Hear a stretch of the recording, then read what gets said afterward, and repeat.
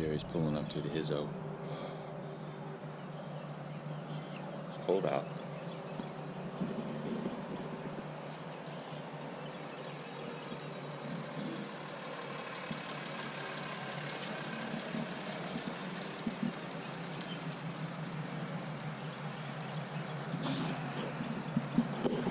That's what I get to fish out of today. That's what I normally fish out of. I'm gonna get spoiled today.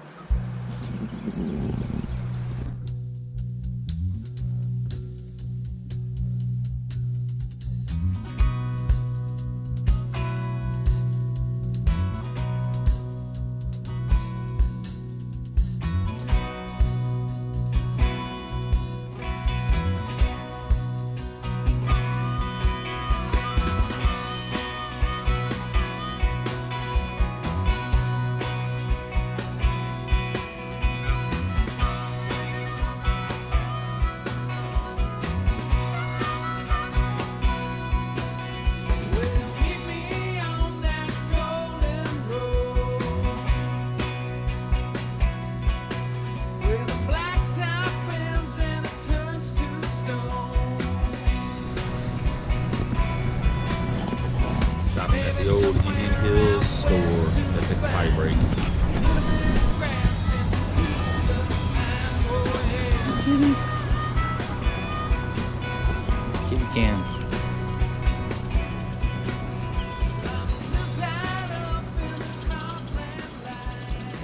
Meow. Just checked the latest TVA report, and the lake is 360.58. It's falling slowly. They're pulling 154,000. The water's in the bushes, but for now. But the fish aren't really in the bushes from what we've heard, so we're gonna go check it out either way. What do you think the fish are doing, Jerry? I think they're swimming, kind of looking around. About it. There you go. That's a very detailed report of what's going on in Kentucky Lake. Yeah.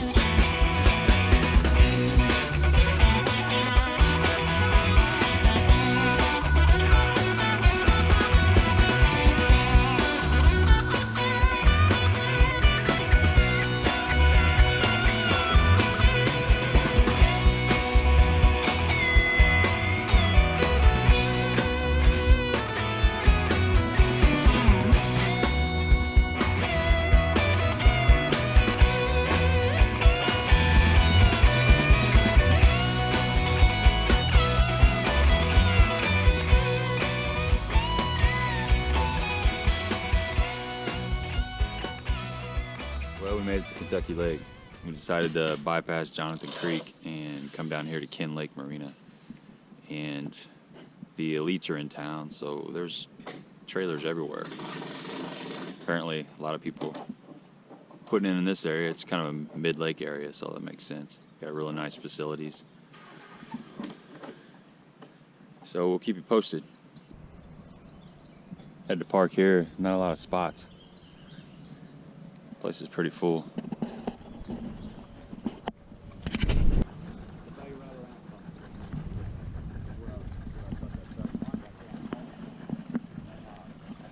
Greg Hipster was up there that day. I thought that 7-1. He was on the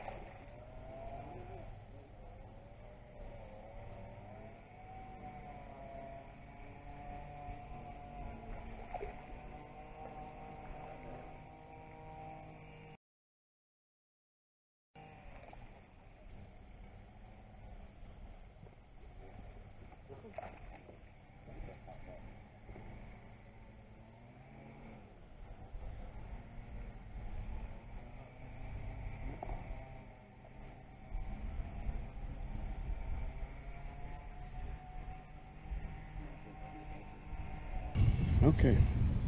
Yay.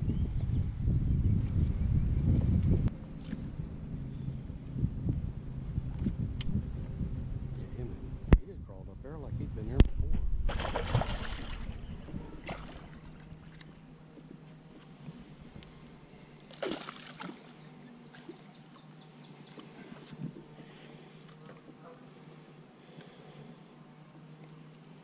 Nice one.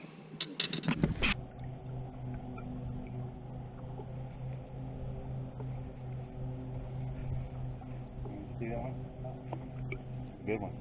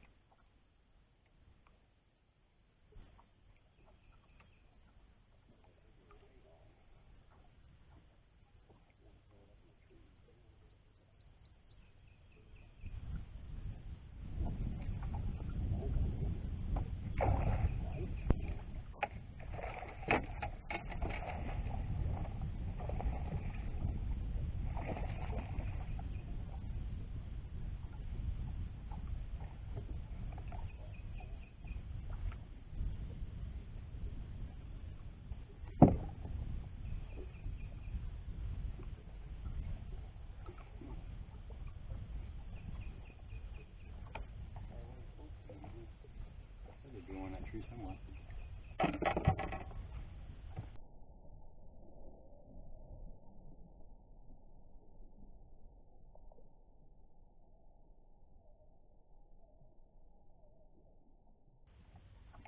Got a pretty nice one. Up in a bush.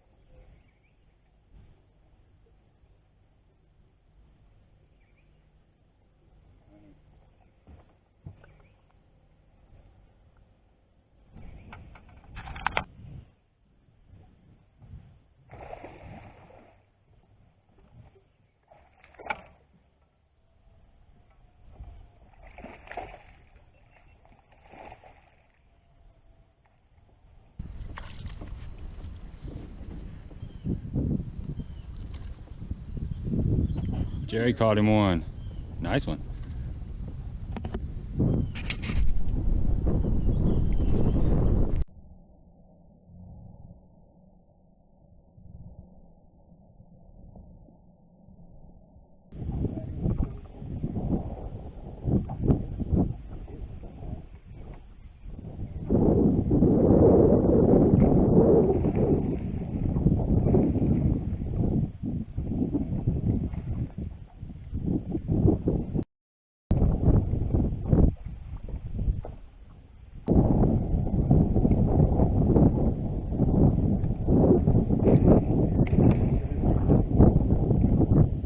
Man, we had a crazy drive back from Kentucky Lake the other night.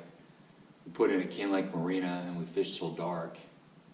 And on our way back, we'd only been driving for about 20 minutes. We decided to take, I think it's Highway 408 that cuts into Benton.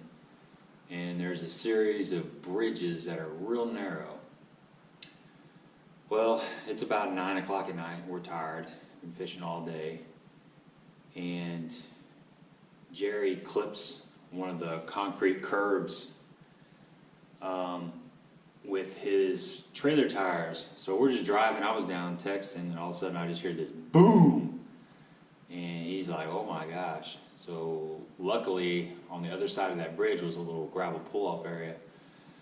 So we pulled off, it's pitch black, and get out, and I was expecting to see one blown tire. So we walked back into the trailer and both tires are blown on the right side where we hit the bridge. So he's got a tandem axle trailer. We got one spare and he has a trailer about 10 minutes from there. So the plan was to take take both of the blown tires off, replace one of them with the spare, and just limp back to the campground, dump the boat, and drive home and worry about it tomorrow. So we jacked the trailer up, and we had a 4-way, lug nut wrench, and we could not get it in there. Could not get it to the bolts or to the lug nuts to get them loose. So we're kind of dead in the water. We had a ratchet driver, but it was too small to do the job. It wouldn't turn them. So luckily, he has a friend named Kevin who lives really close, and after the third call, his wife answered the phone and got him out of bed. And he was nice enough to bring the right tools to get the job done.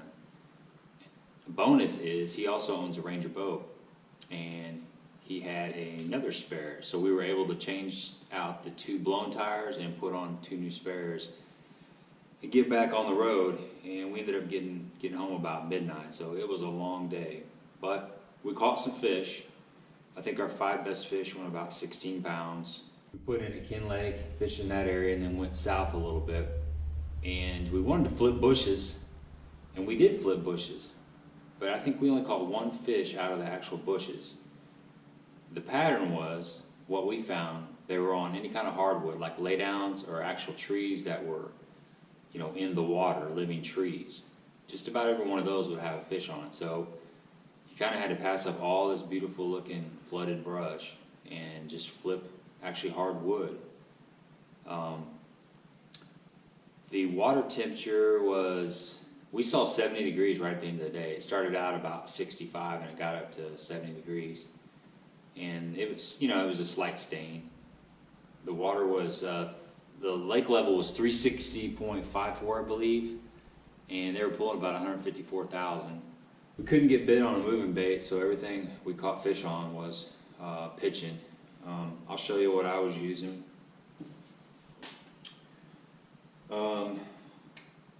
I was throwing 2 baits, primarily flipping 2 baits.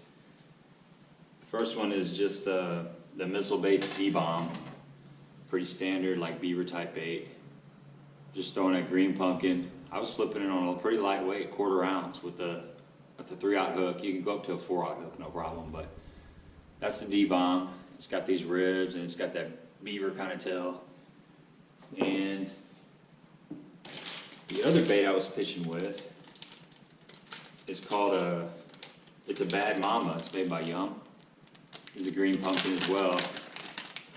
And it's a beaver style bait, but it's got a little bit different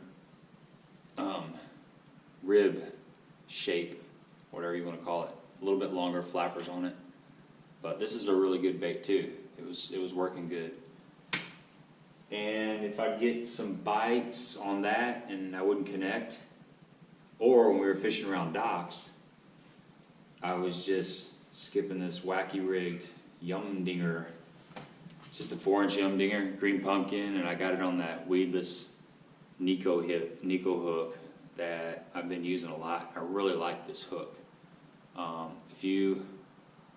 If you're fishing wacky rig a lot, check this hook out. It's pretty sweet. It's kind of a medium light wire.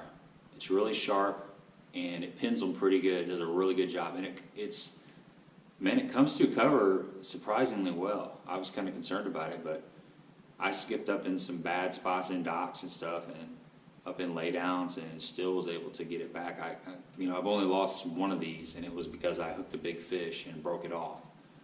But it wasn't from actually getting hung up in the cover and stuff. So that's basically the baits that I used. I think Jerry flipped a tube around and caught some fish on that as well. The Bassmaster Elites are in town tomorrow, or fishing Kentucky Lake tomorrow, and I'm real interested to see what kind of weights they have, because this is prime time. Other than when they move back out on the ledges in late May and June, this will probably be the second best time to catch a really big sax, and I'm curious to see if the quality of fish show up during this tournament, because these guys are the best in the world, and if they can't catch them, well, they're going to catch them for sure. I'm just curious to see how far down the weights go. I'm sure the top 10 or 15 will have really good sacks, but how deep is that weight going to go? Thanks for watching this video, and if you get a chance, get down to Kentucky Lake. When that water is about 360, it's up in the bushes, and May is the time to get down there when it's in the bushes.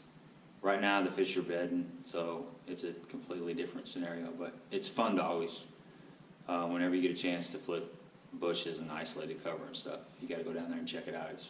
It's a good time. So appreciate it. Thanks for watching my videos, and we will talk to you soon.